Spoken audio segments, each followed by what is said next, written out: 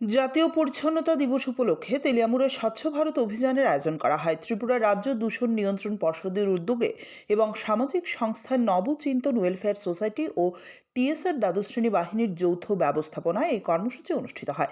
শনিবার সকালে টিএসআর জওয়ান ও সংস্থার সদস্যরা তেলিয়ামুড়া মহকুমা শাসকের কার্যালয় চত্বর ও সংলগ্ন এলাকায় পরিচ্ছন্নতা অভিযান চালান। কর্মসূচির মাধ্যমে পরিচ্ছন্নতা সম্পর্কে সাধারণ মানুষের মধ্যে সচেতনতার বার্তা তুলে ধরা হয়। তো আমাদের টিএসআর ব্যাটালিয়নের যে নর্মাল ডিউটি পাশাপাশি আমাদের কিছু স্বচ্ছ অভিযান, প্রয়াস, মিটিং, সিভিক সেকশন প্রোগ্রাম করতে লাগে। তো তারই একটা অঙ্গ হিসেবে আজকে এখানে সাফাই অভিযান, আর এখানে নবচিন্তন ওয়েলফেয়ার সোসাইটি আর দূষণ নিয়ন্ত্রণ পর্ষদের ইনস্ট্রাকশন মূলে আজকে আমরা এখানে একটা স্বচ্ছ অভিযান করি।